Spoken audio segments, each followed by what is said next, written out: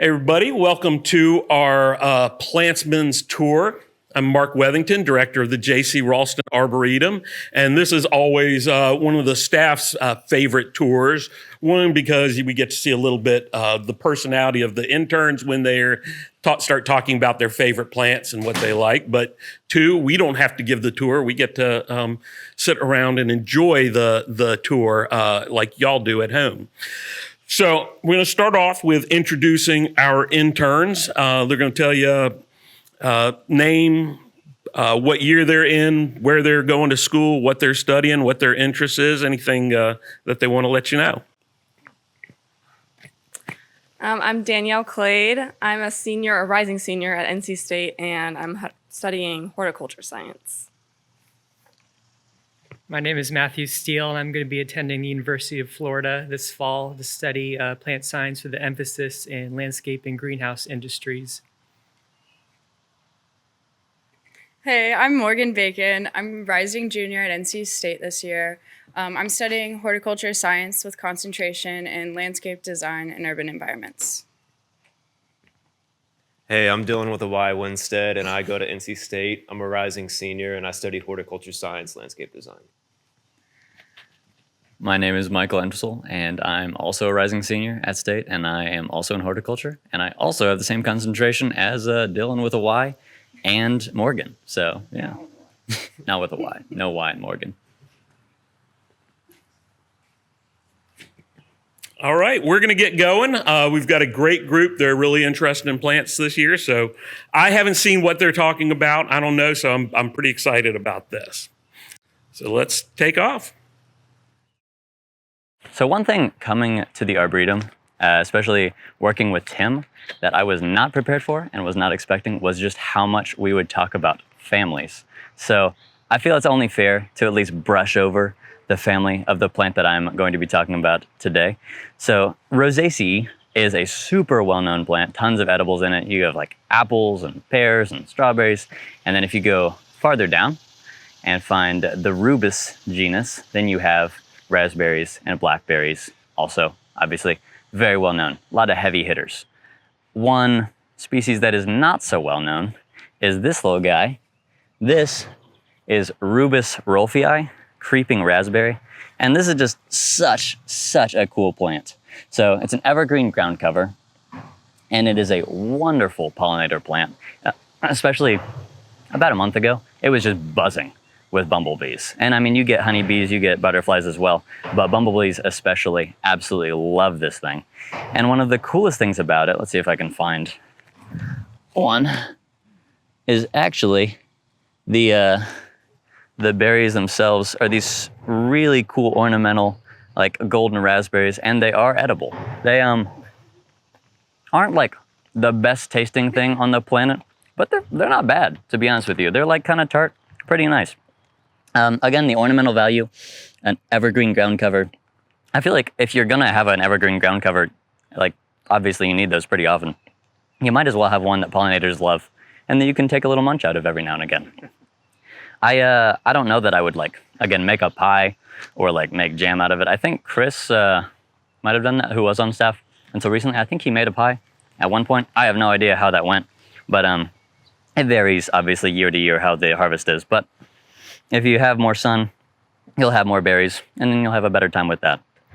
One thing that I've heard about when I was researching this plant that I can't speak to personally is apparently it can have really nice fall color. I saw some really cool colors, like some really nice deep maroons and reds, but I think that's probably not in zone 7B. I think you're probably gonna wanna go colder. It's hardy from about 6 to 10, so probably around 6 is when you'd actually get more of the really cool fall color. But again, a really cool plant, pretty resistant to deer and rabbits. As always, you can never promise that this thing's not going to get eaten, but it's less likely that it's not their first choice by any means. But again, super cool plant, and if you're into foodscaping, then I think this is a really good option for a ground cover. So yeah, any questions?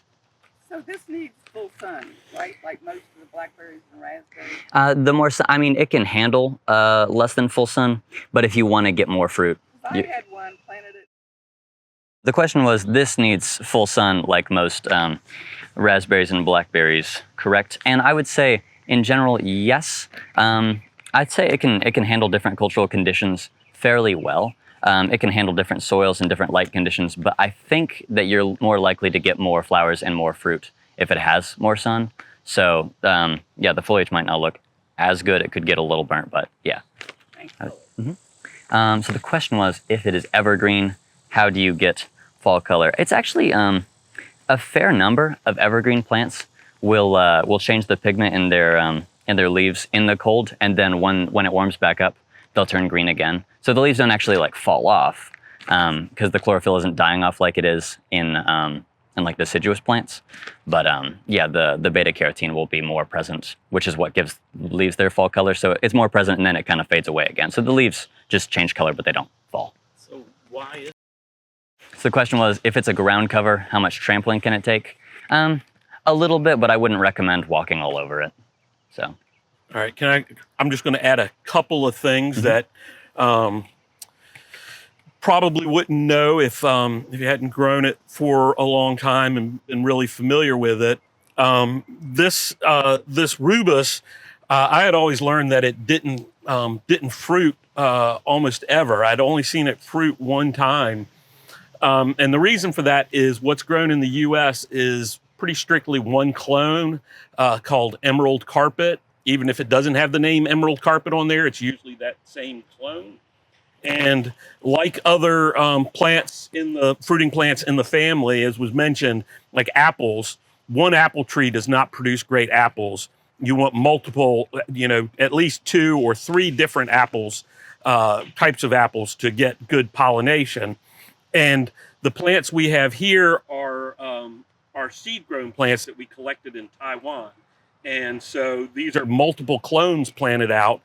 And so when you have those bumblebees, they really do a good job of cross-pollinating between the different seedling clones. And so we get good fruit, not every year, but most years.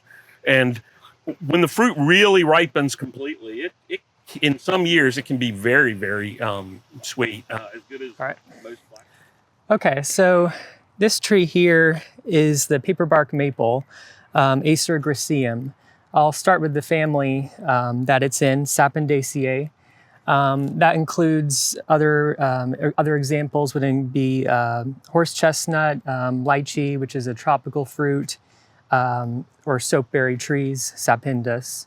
But this is native to China, native to mountain woods in central China. It actually is threatened over there. So it's nice that we're having it cultivated here in the North America and the States. It's quite hardy. It's hardy to zone 4, tolerating as low as -30 degrees.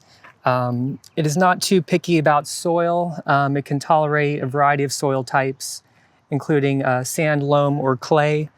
And this paperbark maple, it's somewhat prevalent in the United States. There aren't a whole lot of genetic variation. So if you were to try to grow it by seed, a lot of times it's not fertile.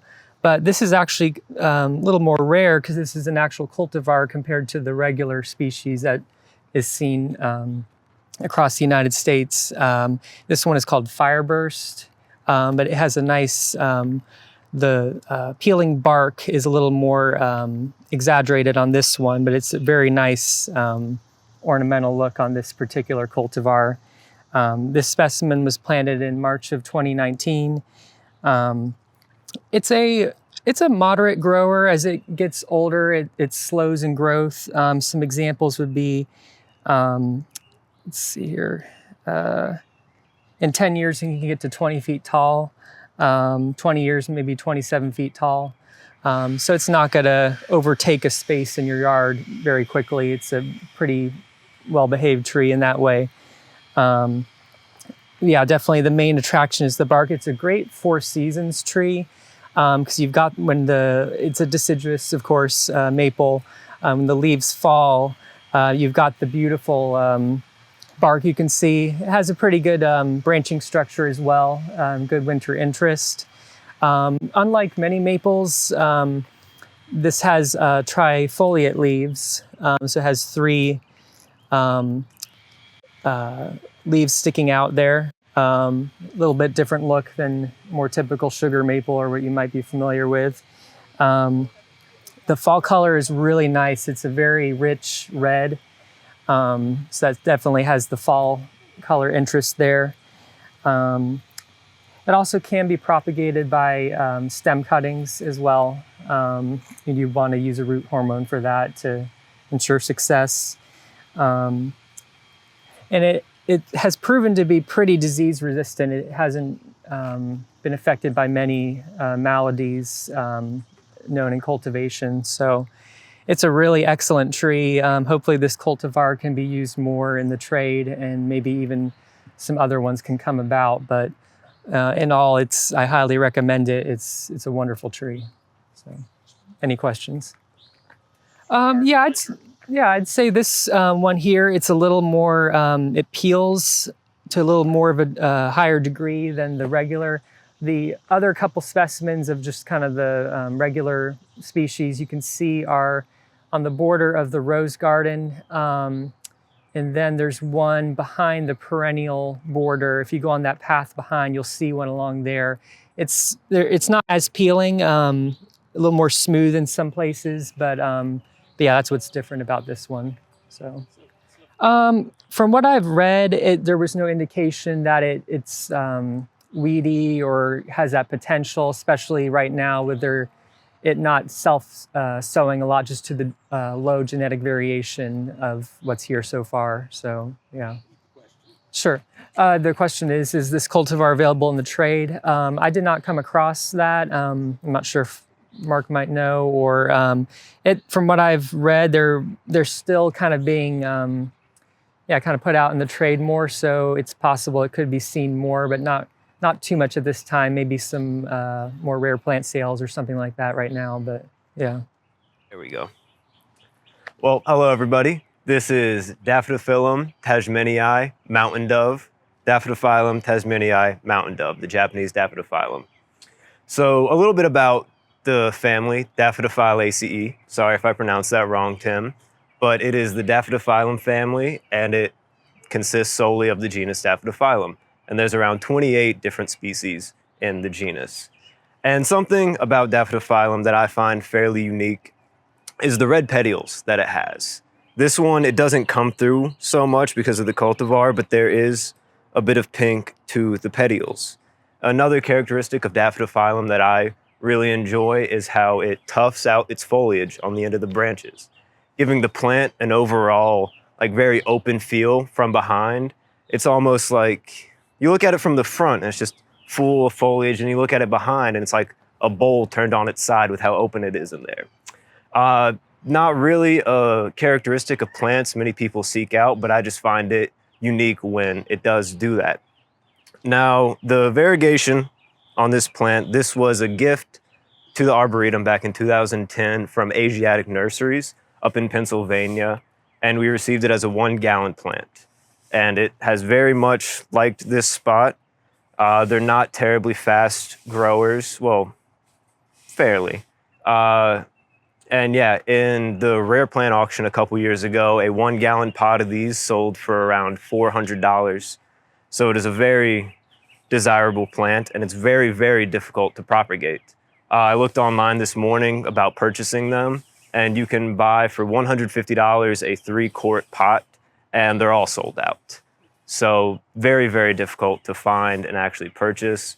But when it comes to variegation on a plant, this one is absolutely one of my favorites. Every leaf is so different, and you even have ones that are almost like completely cream colored. It's just absolutely beautiful. And yeah, any questions? Oh wait, one more thing. It is native to southern Japan on the coastline, which makes the straight species of Daphthophyllum tasmanii a very popular roadside plant in Japan due to its high salt tolerance. So the question was, she doesn't notice a lot of reversion on the plant. I think I have seen a little bit of reversions for this plant, but because I like it so much, I take care of it and want to make sure it doesn't revert back. Overall, I really don't see much reversion. What the purpose is for that, I'm not too sure. But overall, it does to keep its variegation quite well. The question was, are there a lot of other Daphthophyllum in here? I have not seen many, so I don't think so. I could be wrong on that. Over there is a Daphthophyllum macropodum, I believe, and that can get to about tree size. I think it is a tree over there. But yeah, it also has those tufted foliage on the end of the branches as well. Hi. So this is Pyroxia Lingua hiryu, which is a cultivar of Pyroxia. We got this from a nursery in South Carolina in 2012, and we planted it in the same year. It really likes this spot. It's grown a lot. It's pretty thick. It's native to China, Japan, and Taiwan. It's got a really interesting texture of cardstocky, and it's got these really interesting serrations on it, and as the plant ages and matures, they actually do get like more pronounced. So I thought that was really interesting. It gets to it can get a little taller than this, but it's more of a horizontal spurter than vertical.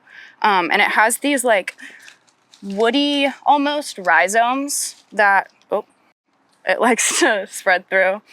It likes bright shade and moist, well-drained soil. It's epiphytic in the wild, as for most species in Polypodiaceae, which is the family that this is in, the fern family. And that family has about 65 genera and 1,600 different species in it. And most of them are epiphytic, like I said, but some of them can be made terrestrial, like this one. Tony Avent at Juniper Level Botanical Gardens gave us a tour, and he said that he's found it grows best planted at a sloped grade in a really organically rich soil. So that's cool. And it also is a really good container plant if you pot it in something like orchid mixture, because it drains really well. It also has historically been used for antibacterial properties, antifungal properties, antioxidant, and even cosmetically for some anti-aging properties.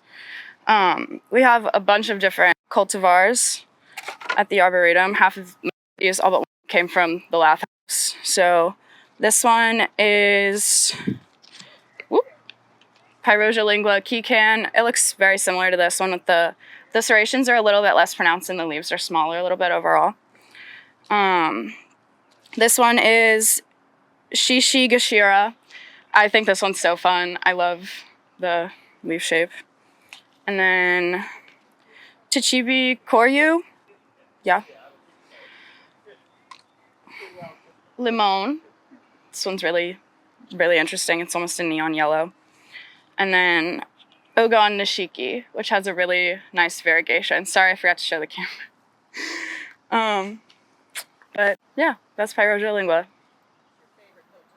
I really enjoy this one, the variegated. I think it's so fun. It's right outside on the mixed border over there, and I really like that one. Yeah, but they all have, here, you want to pass it around. It has a really, really fun color. Yeah. Any other questions? Does it propagate by spores like most other ferns? Yes, it does, and it also, division works really well for it. Is that leaf spell? So this right here is Euonymus shenzianus, Beniyako, also called the spindle tree. And Beniyako, its cultivar name, roughly translates to red kite. So it has these they turn red in Octoberish, they ripen to this really nice color. Yeah, it's like 4-valved pod-like berries. They are actually edible. They have some interesting properties that I'll talk about later, but too much of anything gets poisonous, as in most cases. But Mark brought this one over from a trip that he took to Japan in 2011, and it was planted in the Lath House in 2012. It's native to Northeast China, Japan, Korea, and Russia, actually, which I thought was interesting. It's a weeping variety of this deciduous shrub. That's what ours is. It gets these tiny little inconspicuous green flowers that will then turn into these berries. But it has opposite leaves, which is cool, and it gets some nice fall color too. It likes indirect light, partial shade, and really well-draining soil. It's in the Rosaceae family, which is the staff vine family or the bittersweet family, which has 96 genera and about 1,300 species, and a majority of these species are tropical. Only 3 of them can be planted across like temperate climates, and those 3 are Celastris, and May. Yep. And then all parts of this shrub were actually used in Chinese folk medicine. Gets its common name as the bark was used for spindles in the for spinning wool. Sorry, so that's where the spindle tree name comes from. And it was also used for detoxification as an insecticide and promoting blood circulation.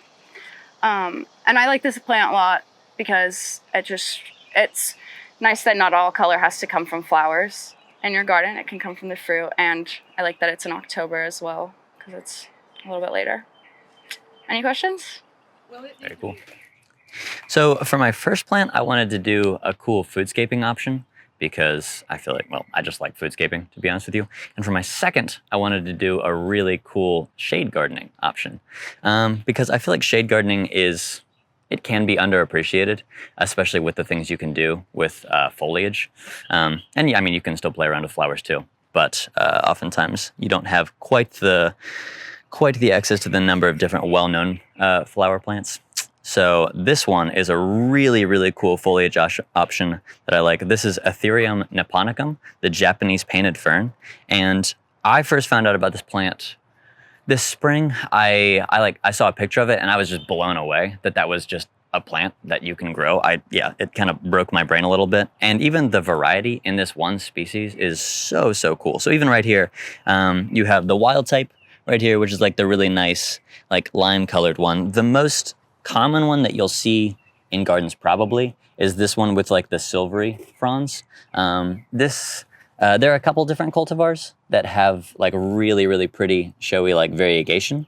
Like this one, I believe this is lemon cream, but there's also limelight, which is another one that you'll see pretty often. And then even if you like the fasciation, the cresting, then there's even forms like this one. One that is another really cool option for Ethereum niponicum that we don't currently have at the Arboretum, I think we might have in the past we haven't had in the past, is a red fronded variety. Super pretty. So yeah, you have tons of different color options and habits, even for this one species. So you could make a planting with just this plant and actually have a decent amount of variety. Some real beauty in a shade garden.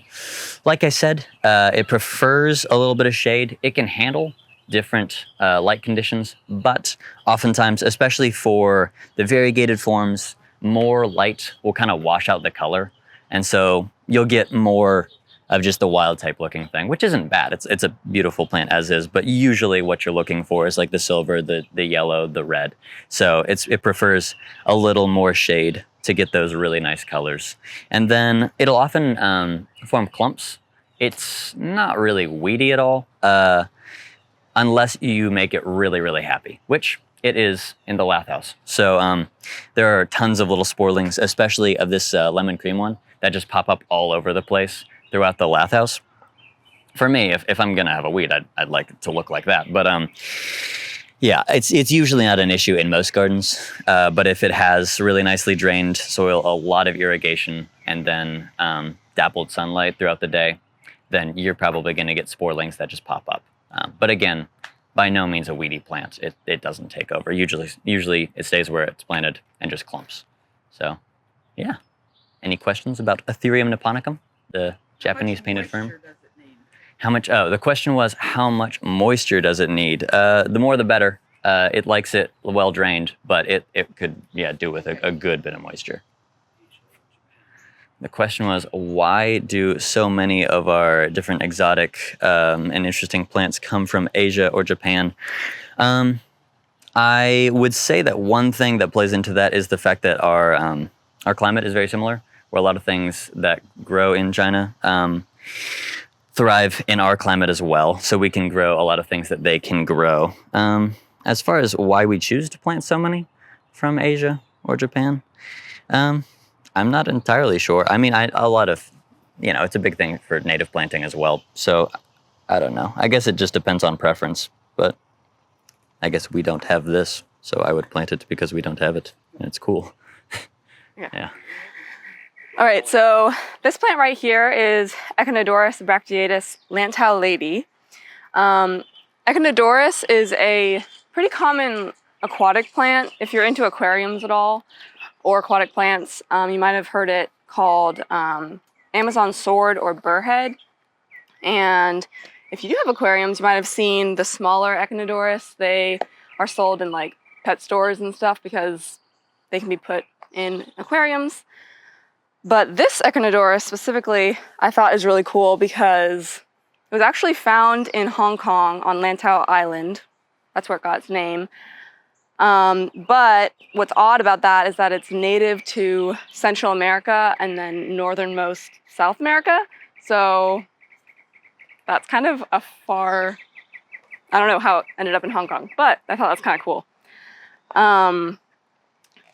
Another thing I really like about this plant is that the leaves are really big, but also very like hardy. They're plasticky feeling, so they don't tend to get like shredded up like some other large leaf plants. And it is aquatic, but it can also handle like bogs or just muddier areas, anything that's just consistently moist. And the foliage is really awesome, but the flowers are really beautiful. It's just like the cherry on top. They bloom in early June, and they can last until October, so that's a pretty long bloom time. And this plant specifically was planted in 2 3-inch pots in 2018, and it's really filled out really nicely. So that gives you an idea of how fast it can grow. So here we have Ulmus parviflora frosty, the variegated Chinese elm. Ulmus parviflora frosty, variegated Chinese elm. I'll start off talking about the family, Ulmaceae, the elm family. It consists of elms, and to me, another noteworthy species. I'm a very big fan of that tree, and it's related. From a distance, Zelkova, you kind of know it's a Zelkova because its habit is so, textbook vase shape. And that's another aspect that I very much enjoy about Ulmus parviflora frosty, is from a distance you see its bark and almost immediately know what tree you're dealing with. It's beautiful bark. I prefer bark over any other aspect of a plant for the most part, unless it's a really good variegated leaf. But for bark, it's just, one of the absolute best. From a distance, it kind of looks like rock layers in a way. And that to be very looking when walking around in a garden, because you think about the age of a tree with its growing out. So it's fun to think of the tree's age kind of away. It has actually aged, but I just have it like that. Now, this tree never read its description of what it was supposed to be like because it was supposed to be a dwarf cultivar of the tree. And plants are not good at reading. But yeah, we got this plant in 1988. It was 13 feet tall, and it was last recorded at 55 feet in 2019. For those of you who are good at math, 1 feet per year. So it's not fairly dwarf anymore. Another thing that I really, really, really enjoy about this tree is this one root right here. When it comes to roots, you don't really think about roots for the tree, but gawk at. It's amazing. It's just kind of like a little serpent creature going into the ocean in a way. So it's a very thought-provoking tree, in my opinion. So it is a variegated Chinese elm, and it's kind of very lackluster. Its tips are white, and that is pretty much about it. There is another cultivar called Blizzard, where it is a lot more variegated and actually does look like, you know, a blizzard going across the leaves. The tree is more and more inconvenient for the plant, so I ended up going with this one instead, mainly because of the bark. But the foliage is pretty nice. This species is fairly resistant, aptly named for the acronym, and it pretty much is a fungal disease, starts on the top of the tree. It will cause the branch to turn yellow and wilt, and eventually it will take over all the branches and cause the roots to choke out, and thus killing the plant. Some species of almond are adapt to Dutch elm disease. There was one example, I forgot the species, but it was suckers that would last for apparently 15 years and then just die after the stay in the tree, lack of nutrients. But all in all, probably one of my favorite barks of a tree. Leaves, okay. Bark, phenomenal. It's not, there are a couple kind of spots that you can see up there that are very reminiscent of sycamore. I don't believe it's in the same family, but a couple of times until I on this guy. But yeah, there is some reminiscence of sycamore on this. I'm no expert on that, but my guess would be fairly shallow roots. I know that the wood is fairly resistant to splitting. It's a very popular wood for like tool handles and furniture. For how shallow the root, I think a little more shallow than others. So it's not 100% immune. It is more resistant than others, but more or less, yes. Mark's nodding his head yes. So forgot to repeat the question, I realized. But. All right, so the next one I'm talking about is this albizia right up here. It's the Albizia koreana, the Korean mimosa. Right now, you can see there has some dead branches, so it needs some pruning, but it is a really cool tree. And the reason it's really cool is it's actually endangered in the wild, and it's pretty rare in cultivation, so there's not that many of them out there. The foliage is really like a typical mimosa, so it has the pinnately compound leaves, which I think is really pretty. And the flowers just finished, so we missed it, but they are like a typical mimosa flower, but they're like a white cream, which is really pretty. So when it's in bloom, it's like a little poof of cream. It's really nice. You can actually see some of these dead branches actually show you what it looks like in the winter when all the leaves fall. It has a really cool architecture, so it's like these twisted branches, and the silhouette is just really, really nice. So really year-round, it has a lot of interest. This one was actually started from seed, I believe, in around the 80s. We got the seeds from the National Arboretum, and it started in 88. We have it recorded as 2 feet tall, so it's since grown a lot. The blooms, like I said, it was in early June. It was a few weeks, so not as long as a typical mimosa because those are still blooming, but they also noted that it's pretty drought tolerant once it's established. So yeah, any questions? Oh, sorry, yeah, the question was what's the difference between like our typical mimosas that are taking over, they spread really easily, and this mimosa?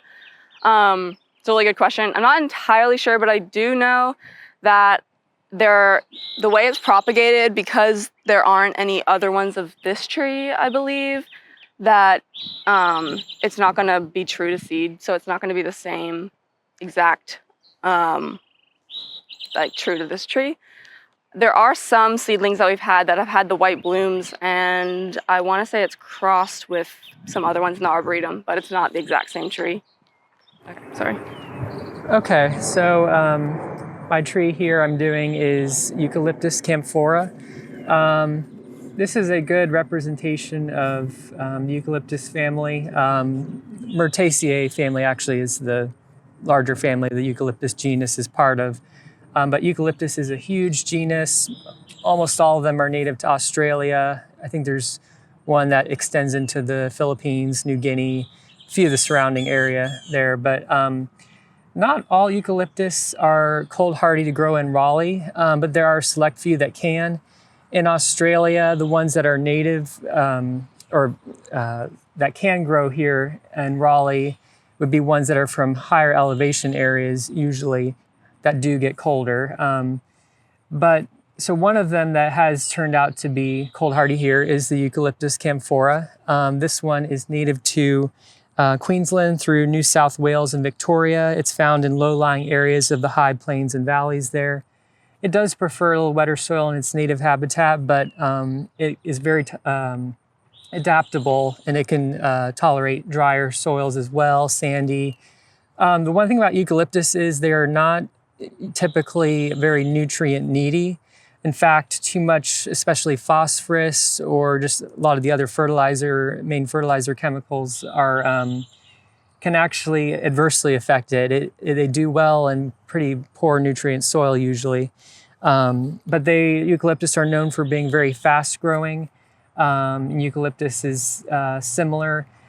Unlike many eucalyptus, which grow very tall, eucalyptus camphora is usually only a medium-sized tree at the most in its native habitat in Australia. It sometimes can almost grow as kind of like a thicket.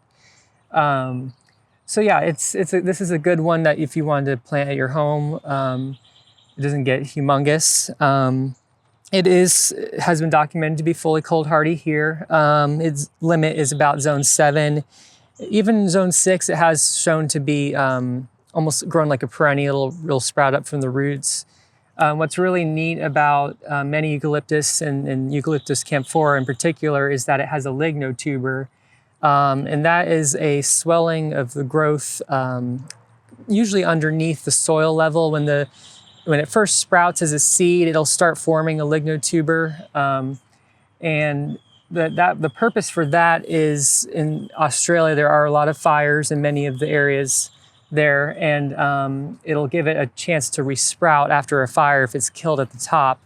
But here, farther north, and especially areas where they're more marginal, cold hardy wise, the lignotuber can actually function as a way to grow back after a cold or hard freeze.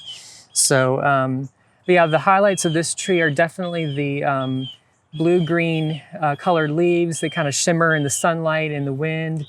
It's a really good contrast tree. A lot of the native vegetation here in North Carolina are more kind of the dark greens, but really contrasts well. The fast growth, it would require to probably stake it up as it's growing if needed. One thing about that, back where I'm from in Northwest Florida, I tried growing a eucalyptus, and it was very lanky. And what I've read, though, is that you don't want to completely stake it all the time so it's completely rigid. You want it to flex to some degree so that it can develop natural resistance. But if it's like flopping all the way over, you can still stake it, just let it kind of still have some looseness there. But this does flower in Australia, which even though it does get somewhat cold in its native habitat for the eucalyptus camphora, it will flower there kind of sporadically, but here throughout the year. But here in Raleigh, it's going to be only flowering during the summer to fall. Several days ago, I did see a few flowers on it, but they're very small. They're kind of fuzzy looking, only about that big. They're kind of on a cup-shaped structure. They are very attractive up close. The bees really like them, so it is good for pollinators. And after the flower comes a capsule that releases. Usually in the wild, it'll release usually by fire is how that releases. But it does grow well by seed. You just kind of break open the capsule. You kind of sprinkle the seeds in some soil, usually just sprinkle a little bit of sand on top of it, and they usually sprout pretty readily. But yeah, it's a great tree if you want just a different look. It looks a lot different than the native vegetation around here. See if there's any more highlights here. the smell of these leaves are really good. It's great for floral arrangements and like potpourri, stuff like that. Not all eucalyptus species have a really good smell. The one that you usually see in the florist industry is the silver dollar eucalyptus, Eucalyptus cinerea. But this one actually has a very similar smell to the silver dollar eucalyptus, so it's a very good one for that purpose. Yeah, the compound in the leaves is called eucalyptol, and that's what gives it the smell. Let's see. Some people try to propagate eucalyptus by cuttings, but that's almost universally never really works. So the only way to do it is through grafting, but that's pretty uncommon. So again, the most primary way is by seed. This one was planted in April of 2011, and it was acquired by the NCSU Forestry Department. But yeah, in all, it's an amazing tree and definitely should be used more in the area, Southeast United States. The question is, would it make sense to have eucalyptus farms in North Carolina? I know that eucalyptus are desirable because of their fast growth for use as pulpwood. I know I read online there was a study in the 1980s. They had various trials throughout the southeastern United States of different eucalyptus to see which would be the most viable for use of pulpwood and some other uses as well, the compound in the leaves. But in the 1980s, there were some really hard freezes, and that ended a lot of those trials. But more in the last 10, 20 years, they started some more trials again, and they found some other species to be very, very good, even tolerating pretty hard freezes in the southeastern United States. So yeah, they are testing more out, and there is the potential for that. So, yeah.